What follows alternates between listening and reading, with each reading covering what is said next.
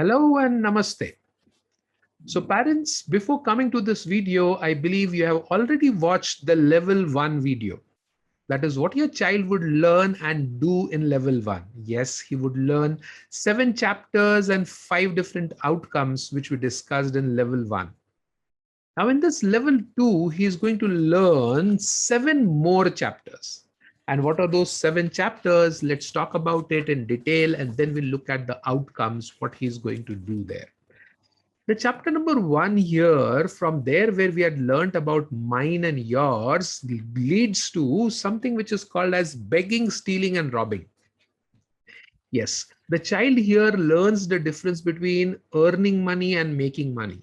Earning money is when the child provides certain product or services, a value, and he gets money out of it. In begging, stealing, and robbing, you are making money, but that is unethical. And what is the problems of begging, stealing, and robbing, and how could it create problems in his or her life is something which the child starts learning at the right age. The consequences of begging, stealing, and robbing, what should we do so that we don't have to beg, steal, or rob, are the important questions which are answered in this chapter number 1. Child is growing. He has done level 1. He will be able to learn level 2. Don't worry about it. In level 2, the child then learns chapter number 2, which is about hand loan, giving or taking. Remember the first level where the child learned about the barter system? It was things to be given or taken. Now it's about hand loan, which children start asking for money or some hand loan for things. It's not about exchange. It's just one-way things. Even your child may want certain money or certain things from someone and may seek a hand loan.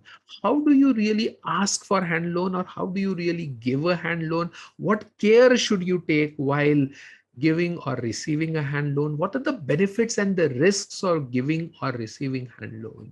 These are the discussions which the child starts doing and learning about in the class, in the pre-work, in the post-work, all 3 places. Let me take you to chapter number 3. Price of things and services around us. You want your child to be price sensitive, right? You want your child to be wise in buying decisions. This is the chapter which helps the child understands the price of things around us. What is the cost of these things? What was the cost of the things in our parents or grandparents' age? Why are some products and services costly and some cheap? This is the discussion which happens in the class through activities in chapter number 3. Chapter number 4 is about sellers and service providers. You want your child to build an entrepreneurship mindset. I'm not saying he has to do business, but a mindset of an entrepreneur. He has to learn what the sellers and the service providers do. So what does he learn over here? He understands to differentiate between common and uncommon products and services. Big differentiation for the child to learn, isn't it? Then he learns to classify service providers between common and uncommon services, and based on that he starts envisaging what kind of a service or what kind of a products he should deal in. Not that he learns it here, he learns this in level 4, 5, 6, but this is the foundation from where the thought process begins. So it's a ladder curriculum. Chapter number 5 is about salary. Who gets salary? Why do we pay them? Why do people work?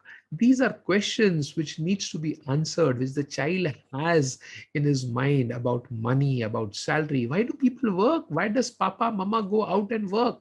Why do I have to be left alone? And that's a very important question the child needs to know. And that is something which he learns here in chapter number 5. Chapter number 6 is pocket money. Right? I know many parents come back and say, we do not want to give pocket money to children. But this is where the children understand, and even the parents understand, why pocket money is important for the child and what should be the care taken by the child and the parent while getting or giving pocket money. And how should they manage pocket money? And this is where the money management habit of managing money begins at the right age. You don't want to risk to give your child a lakh of rupees per month and then he spends on whatever he wants. Start giving pocket money after this chapter to your child. The child would start managing the money problem. The last chapter is related to needs and desires. If you remember level 1, it was about needs and desires. This chapter is about buying what you need. And how do you buy what you need?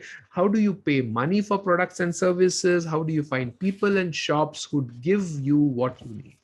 Now, these 7 chapters have a few activities or outcomes which would come in the post work for you to do with your children or your children to do with you, either ways as you look at it.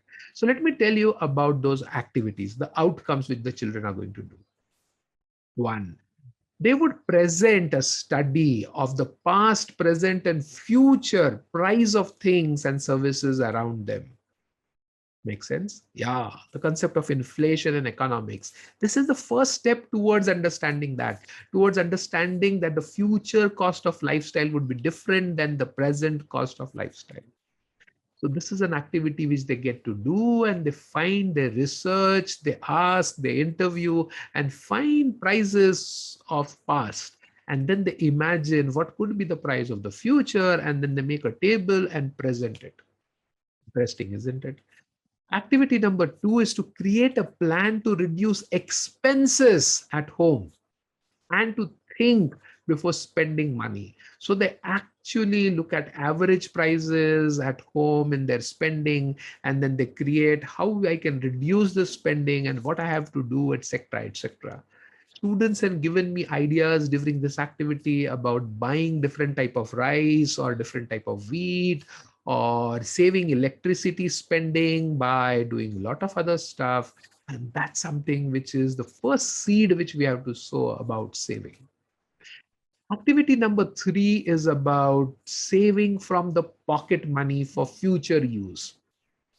Remember, in the first level, we talked about piggy bank. In this, we're talking about pocket money. So as parents, you have to give them the pocket money and they'll not spend it all. Promise. Yeah, the teachers help the child understand that some part of the money has to go into the piggy bank for their future goal, not just because saving is a good thing to do. That's activity number 3. Activity number 4 is about preparing a wish list of buying based on family needs, not on personal needs only. And that's something which builds that sharing, cooperation kind of a thought process in the child about needs. It is just not about my needs, it is about our needs now.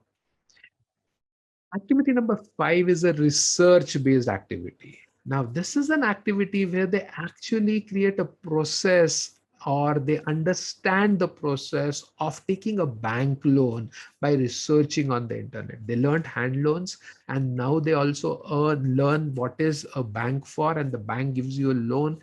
They research and find out information of how do you get a bank loan. Do you think it is too early? Don't worry. We have taught thousands of students, and students enjoy doing it. Yes, fourth and fifth standard students, they really are bright students nowadays. They have a lot of exposure, and you don't have to worry about it. We're not teaching them something which is not age appropriate. The entire curriculum is vetted for being age appropriate. Let me tell you the final activity in this level. Activity number 6 is about exploring various jobs for understanding the salaries and the work they do. Yes, when they hear learn about salaries, when they hear learn about jobs, earners, they start looking at what would they want to be. And in the classroom, when they discuss different professions, they then browse on the internet to find what they have to do in that profession and what salary can they expect from that profession. Isn't that something which is under the earners pillar, which you want them to learn? So while you take a decision about your child learning level 2 or not, let me prepare to tell you about level 3. Until then, take your decision, take your call whether you want the child to have a formal, structured learning in these topics. I would take vida from you. See you till then. Thank you and dhanyavad.